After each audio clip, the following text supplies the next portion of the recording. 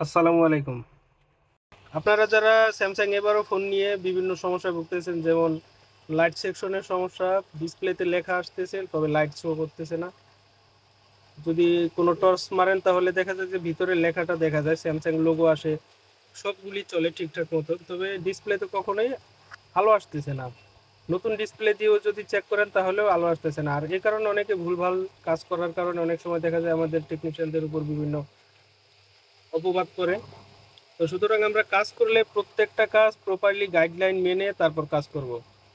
এবং আপনাদের কাছে যে মিটারটা আছে, মিটারটা অবশ্যই মাপটা জেনে নিতে হবে। মিটারের যেই বিপ দেয়, আপনারা যে ডায়োড মোড বলেন, এই ডায়োড মোডে রেখে তারপর এখানে প্রত্যেকটা কম্পোনেন্ট চেক করবেন পাই টু পাই। চেক করলে দেখা যাবে কি কিছু যদি কোনো কম্পোনেন্ট শর্ট থাকে তো শর্ট ক্যাপাসিটর অথবা ডায়োড থাকতে পারে, অথবা আইসি থাকতে পারে, যেটাই হোক শর্টটা রিমুভ করবেন খুব স্মুথলি। এবং এখানে খুব সতর্কভাবে যদি হট গান প্রয়োগ করতে হয় তবে সতর্কভাবে প্রয়োগ করতে হবে, কেননা পাশে সিপিইউ আইসিটা, সিপিইউ আইসিতে যেন কোনোভাবেই হিট প্রয়োগ না লাগে। যদি হিটটা লাগে তাহলে আপনি 200 টাকা লাভ করতে যেয়ে আপনার 2000 টাকা জরিমানা পড়তে হতে পারে। তো সুতরাং খুব কেয়ারফুলি কাজ করতে হবে। তো দেখুন আমার এই ফোনটিতে আমি শর্ট কিলার ইউজ করে চেক করে পেয়েছি একটা ক্যাপাসিটর শর্ট, ওটাকে শর্ট কিলার 3.0 ভোল্ট দিয়ে রিমুভ করে দিয়েছি। তা এখন আপনারা ভাবতে পারেন যে হয়তো এই জায়গায় ক্যাপাসিটর লাগাইলেও হয়, না লাগাইলেও হয়, তবে আমি বলবো যে অবশ্যই লাগাতে হবে। কেন না লাগাতে হবে, এইখানে যদি আপনি ডিসপ্লেতে প্রপারলি আলোটা যদি ভালো চলতে হয় তাহলে আপনার অবশ্যই ক্যাপাসিটরটা রিপ্লেস করে দিতে হবে, লাগিয়ে দিতে হবে।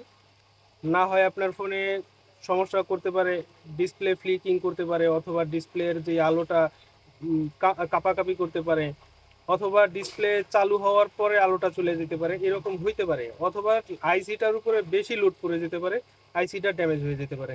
তো সুতরাং আপনার ক্যাপাসিটর একটা লাগাইতে তো আপনার অনেক কিছু পরিশ্রম করা লাগে না, শুধু সহজে এটা লাগানো যায়। এখানে তুলে আরেকটা ক্যাপাসিটর লাগিয়ে দিবেন। তো আশা করি আমার কাজটা হয়ে গেছে। এখন ক্যাপাসিটরটা সম্পূর্ণ লাগিয়ে তারপর মাদারবোর্ডে ফোনটা ফিটিং করব।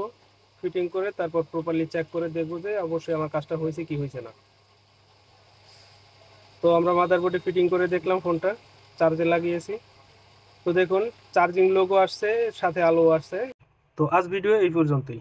তো আমাদের ট্রেনিং সেন্টার চালু হয়ে গেছে, এখানে যারা বেসিক থেকে অ্যাডভান্সের কোর্সগুলো নিতে চান তো হোয়াটসঅ্যাপের নাম্বারে যোগাযোগ করতে পারেন।